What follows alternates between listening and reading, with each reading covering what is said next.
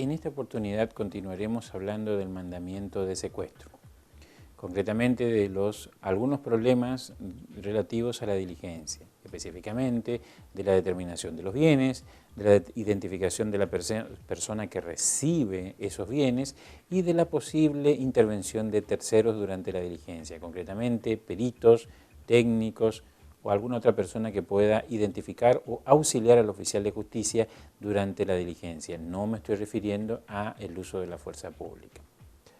En cuanto a los bienes, ¿cómo deben determinarse los bienes a secuestrar? El mandamiento debe individualizar los bienes con la mayor minuciosidad posible, sin dejar lugar a dudas. Es decir, los bienes deben ser fácilmente identificables a través de los mismos datos contenidos en el mandamiento. El mandamiento, por consiguiente, debe indicar el número exacto de bienes a secuestrar. El oficial de justicia no puede conocer si se debe secuestrar 1, 2 o 3 o más bienes. También debe determinar las características relevantes de esos bienes, color, tamaño, si es posible identificarlo de esa manera, etc. ¿Para qué? Primero, para permitir su inmediata identificación y segundo, para evitar su confusión con otros semejantes que también pueden encontrarse en el lugar, pero que no están sujetos a la medida judicial en cuestión. Por consiguiente, deben evitarse frases genéricas o ambiguas como los bienes embargados en autos, los bienes que existan en el lugar, los bienes que denuncia el autorizado o equivalentes. ¿Cuáles pueden ser algunas características relevantes que pueden facilitar la identificación de los bienes y evitar su confusión con otros semejantes? Primero, el tipo de mueble de que estamos hablando. También el color y el tamaño, la marca y modelo, el número de serie en caso de que esto pueda ser posible. Por ejemplo, los electrodomésticos muchas veces tienen números de serie. En el caso del color y el tamaño, es posible también acompañar o enunciar medidas exactas si se trata de bienes de no muy grandes dimensiones, es decir, tal vez con una simple regla pueden ser medidos. Y en caso de la marca y modelo, siempre se aplica especialmente a los electrodomésticos, aunque también pueden ser utilizados para los automotores. En el caso de los automotores, concretamente, la marca y el modelo, el dominio alfanumérico, el número de chasis y el número de motor. En cuanto a la marca y modelo y al dominio alfanumérico, son suficientes para identificar un bien. En cambio, el número de chasis y el número de motor ya, además de ser también suficientes, ya requieren tal vez la intervención de una persona especializada, en este caso un mecánico que pueda colaborar o auxiliar al oficial de justicia en la identificación de estos números en caso de que los mismos no sean fácilmente legibles. Es decir, con marca y modelo, dominio alfanumérico, ya es suficiente para secuestrar un bien. Si además se le agrega chasis y motor, también facilitaría aún más todavía la identificación y hasta podría llevar a solucionar algún problema derivado de la ausencia de patente, por ejemplo, del vehículo. Pero hay un problema. Si existe contradicción en alguno de estos datos, se impediría la diligencia, como veremos más adelante.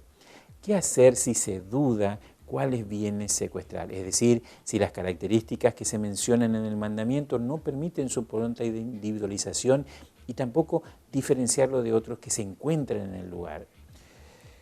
En caso de duda, debe abstenerse de secuestrar. El oficial de justicia debe evitar secuestrar bienes que no puede individualizar, mejor dicho, como los pertenecientes a la diligencia, siempre dejando constancia de la causa de la duda, es decir, no se tiene el número o modelo, existen contradicciones entre los datos, etc. Y en ese caso, devolver sin diligenciar. ¿Qué hacer si existen discrepancias entre los datos que figuran en el mandamiento y los datos del bien que supuestamente debe ser secuestrado, en caso de que este pueda ser individualizado por otros datos también contenidos en el mandamiento, o existen alguna contradicción simplemente entre esos datos? Entre los datos, por ejemplo, del mandamiento, entonces, y las características del bien. Si existen estas discrepancias, las discrepancias no están reguladas específicamente en ninguna legislación, ni legal ni reglamentaria. Por consiguiente, pueden impedir la identificación, pueden afectar algunos o todos los datos y justifica la devolución sin diligenciar. Siempre, por supuesto, como habíamos visto, dejando constancia de las discrepancias, es decir, en qué consisten esas discrepancias. El número mencionado en el mandamiento no coincide con el número que obra en el bien a secuestrar y que ha sido identificado por el autorizado a intervenir, por ejemplo, si es que cuenta con atribuciones para individualizarlo. Una cosa son las atribuciones para individualizar el bien y otra cosa es las atribuciones para solucionar posibles discrepancias. Son cosas totalmente distintas.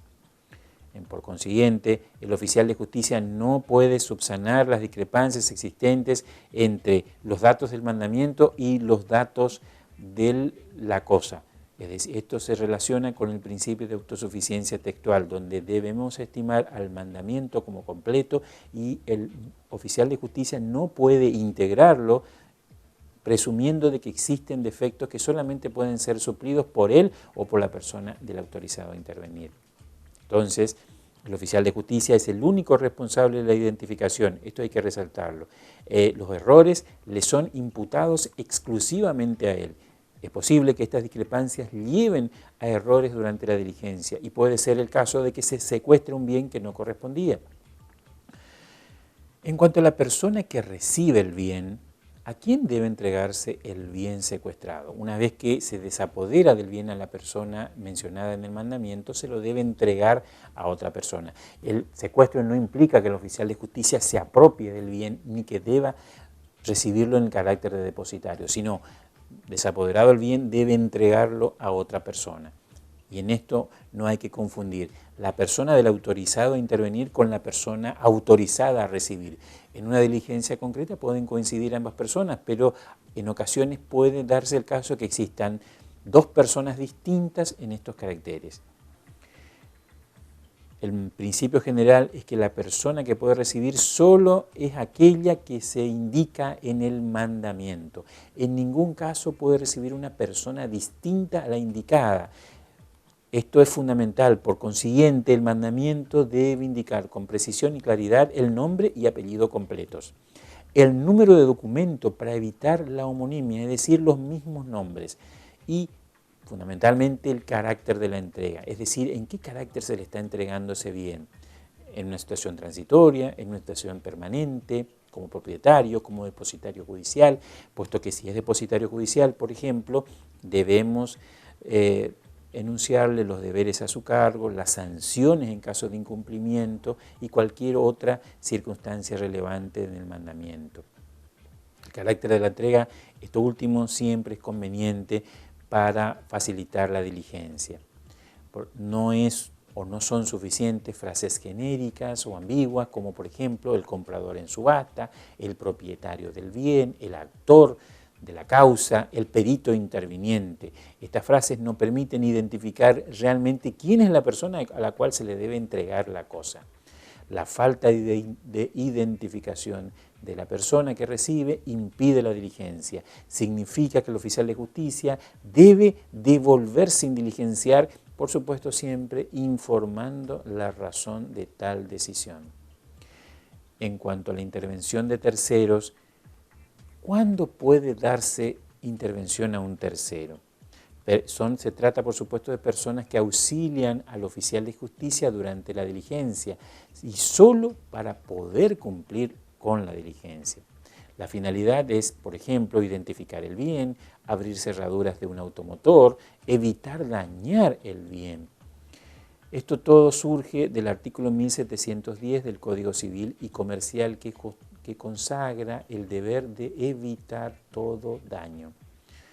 Solo procede cuando existe orden judicial expresa y inequívoca que autorice al oficial de justicia a dar intervención a terceros, puesto que en defecto de esa orden judicial debe devolverse sin diligenciar. Es decir, si constituido en el lugar, la naturaleza del bien requiere la intervención de una persona para poder realizar la diligencia sin que el bien sufra ningún tipo de daño, la diligencia no puede ser realizada. Muchas gracias.